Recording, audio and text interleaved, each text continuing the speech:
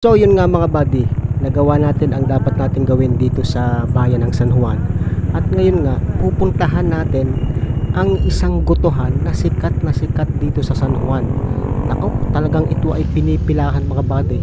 Aring kantong aking pinasukan ay papunta na nga doon kay Kuya Oliver Gutuhan, na talaga namang kapag kakaumaga nakikita ko sa mga vlog ng mga content creator na pumaparinay, mga riders, aba ay nakapila sila mga buddy. Pero kang tindi ng gutuhan na rin, ay sigurado masarap ang goto din eh. Kaya gayon, imposible namang hindi pipilahan yan. Kaya ngayon nagkaroon tayo ng pagkakataon at ating titimusan ngayon aring goto ni Kuya Oliver na talagang sikat din eh. Ayan, medyo rough road yung ating dadaanan at malapit na, may nakikita na tayong mga sasakyan. Ay siya, mukhang pipila ata tayo din mga buddy aba, ay kainaman na yun, mga sasakyan na nakaparada din eh. So ako nagtanong muna din sa bata at baka tayo makalampas. Ay kanina nga ay nagkamali tayo ng kanto na pinasukan.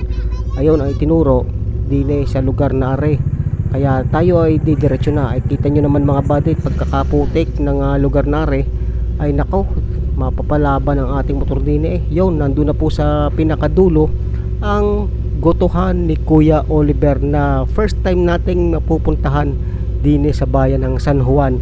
Kaya maghahanap muna tayo ng mapapagparadahan at ating titimusan na ang gotong are na kabalitaan ay napakasarap din eh kay Kuya Oliver. We arrive at Kuya Oliver's Gotuhan. Ito yung sikat na gotuhan mga buddy dini sa San Juan, dini sa may Mabalanoy. Okay, naligaw pa eh. Mali yung pinasubukan kong kaninang kanto. Ayan, so tayo ay kakain muna, talagang pasal na mga buddy. Gutom na eh. At dini titingnan natin kung anong lasa ng kanyang mga menu din eh, lalo na yung goto. Ay nandini na tayo sa Kuya Oliver's Gotuhan. So yung pinakamurang order ay 150. Tapos may kanin. Ayan, ito yung 150. Okay. Ay yung mga ganyan magkano? 1,000? Bulalo, 1,000. Okay. Good for ano yan? 6, diba kuya? Okay. 4, 6 kuya. Okay. May ribs din po kami. Okay. Ano kaya sa overlook yan? Dito tayo pwesto. Ayan mga kumakain na. Gutom na talaga eh. Ayan yung 150 na goto ni Kuya Oliver.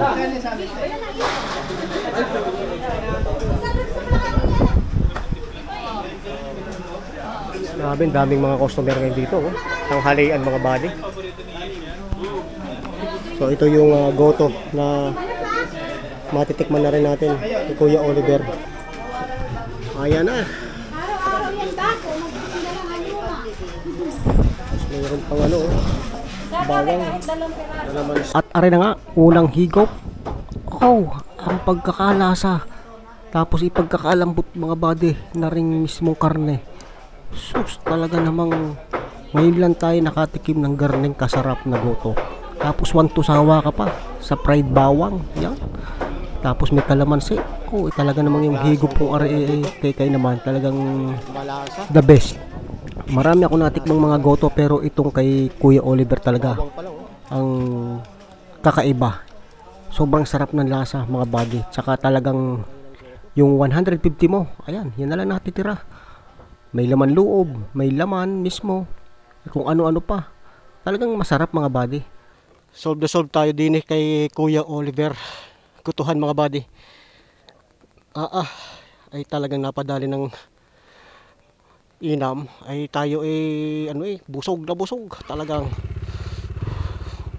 siya tayo palisat at buti na tayo ng ulan. Ayan po ang kanilang pwesto.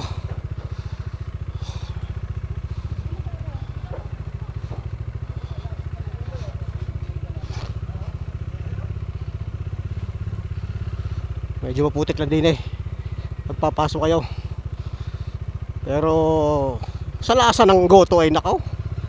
Ayos.